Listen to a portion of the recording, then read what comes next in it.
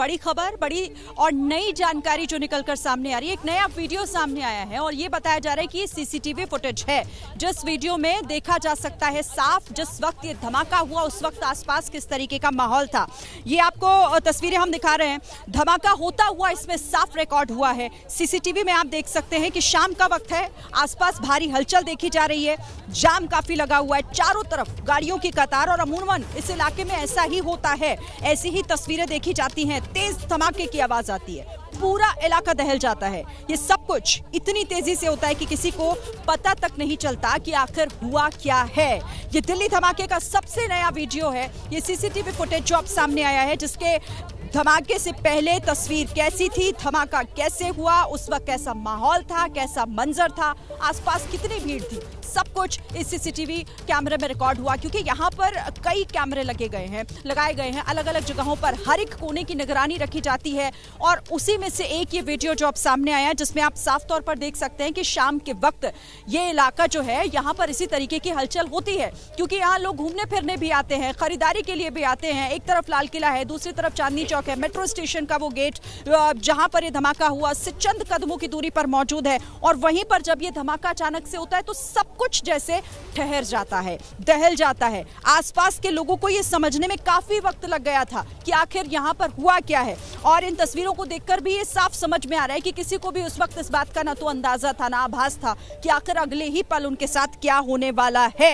अच्छा, इस पर बात करने के लिए मनोज हमारे साथ जो लगातार इस बड़ी खबर पर हमें अपडेट कर रहे हैं हमारे साथ जुड़ गए। मनोज, कई नए खुलासे, कई नई तस्वीरें, कई नए वीडियो सामने आ रहे हैं और उसी दिशा में एक और नया वीडियो जिसमें साफ समझा जा सकता है कि कैसे हुआ धमाका और कैसा माहौल था उस वक्त वहां।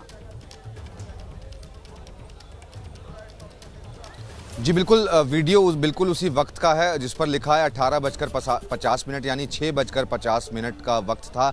10 तारीख थी और जिस रेड लाइट पर इस वक्त आप खड़े हुए हैं, इस वक्त आपके पीछे ही वो स्पॉट है जहां पर ये धमाका हुआ है। और आपने देखा कि जैसे ही धमाका हुआ उसके बाद जो कैमरे थे वो अचानक से बंद हो गए। तो इससे इस बात का ये अंदाज़ा लगाया जा सकता है कि जो बॉम्ब था वो कितना शक्तिशाली था और धमाका इतना तेज़ था कि लोगों के और गाड़ियों के तो परखच्चे उड़ी गए, साथ ही साथ जो कैमरे थे वो भी धमाके की आवाज से बंद हो गए। तो धमाका बहुत ज्यादा तेज था। फिलहाल इसी तरीके से एक एक करके पुलिस की जो टीम है वो तमाम सीसीटीवी फुटेज जो है उनको खंगाल रही है, उनको निकाला जा रहा है और उस रूट को ट्रैक किया जा रहा है जिस रूट से जो उमर था जो गाड़ी चला रहा था वो यहाँ लाल किले की रेड लाइट पर पहुंचा था। आपने देखा कि ट्रैफिक जो था वो स्लो मूविंग ट्रैफिक था, यानी गाड़ी जो थी वो स्लो सारी गाड़ियां चल रही थी और चलते समय ही अचानक से गाड़ी में धमाका हुआ। अब इन्वेस्टिगेशन इसी बात को लेकर के हो रही है कि आखिरकार चलती हुई गाड़ी के अंदर धमाका कैसा हुआ, कौन सा एक्सप्लोजिव जो था वो इसमें इस्तेमाल किया गया था। शुरुआती जांच में एफएसएल की टीम को 2 इसमें विस्फोटक मिले हैं, जिसमें से एक अमोनियम नाइट्रेट के बारे में जानकारी मिल रही है, जबकि दूसरा कौन सा विस्फोटक है उसकी जांच अभी की जा रही है। फिलहाल तमाम एनआईए के जो अधिकारी हैं वो इस वक्त मौके वारदात पर मौजूद हैं, जांच की जा रही है, तमाम लोगों से पूछताछ की जा रही है, अलग अलग राज्यों में छापेमारी की जा रही है और ये पता लगाया जा रहा है कि आखिरकार इस पूरे षड्यंत्र के पीछे कौन है।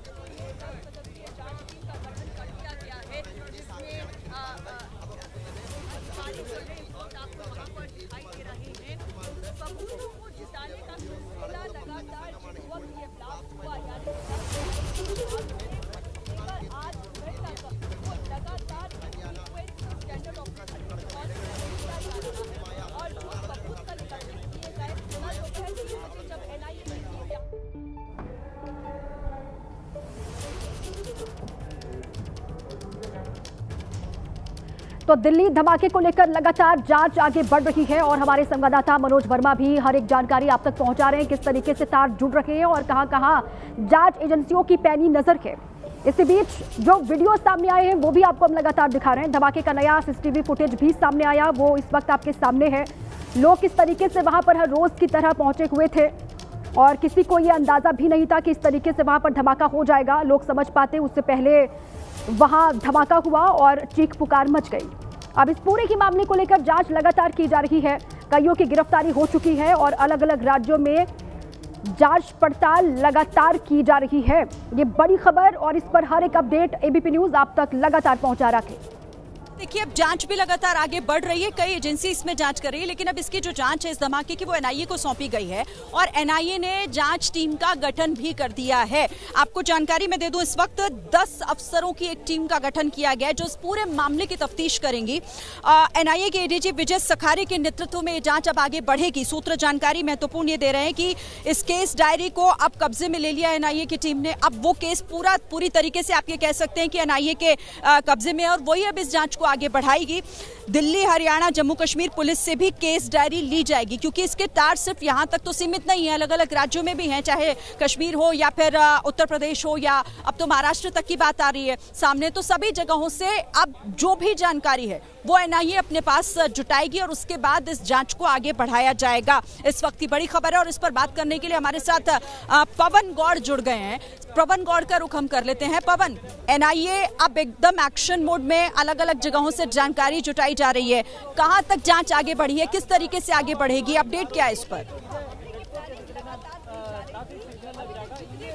देखिए, कल गृह मंत्रालय ने जो पूरे दिल्ली ब्लास्ट मामले की जांच जो है वो दोपहर को एनआईए को सौंप दी थी और उसके बाद में ही तुरंत आपने देखा लगातार एनआईए के जो अधिकारी हैं वो स्पॉट पर पहुंचे और तमाम साक्ष्य जो हैं वो उन्होंने जुटाने की तैयारी अपनी की, तमाम साक्ष्य उन्होंने जुटाए। उसके साथ साथ जो जितनी भी एजेंसी इसमें शामिल थी वो सब एजेंसियों के अधिकारियों से लगातार उन्होंने संपर्क साधना शुरू किया। अगर बात करें तो जो एडीजी हैं एनआईए के विजय सखारे, उनके नेतृत्व में पूरी एक टीम बनाई गई है। 10 इसमें बड़े अधिकारियों को इस टीम में शामिल किया गया है।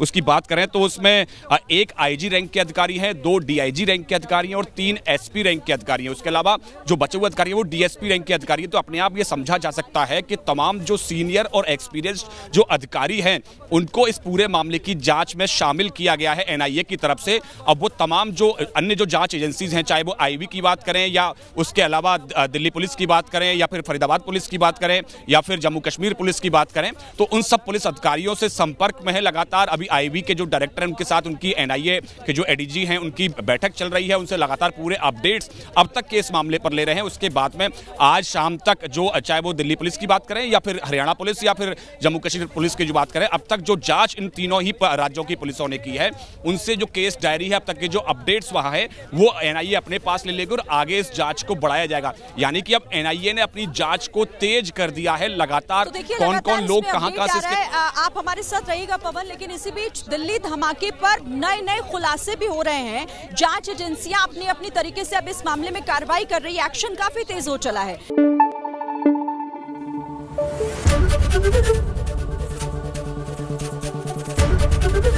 एबीपी न्यूज आपको रखे आगे।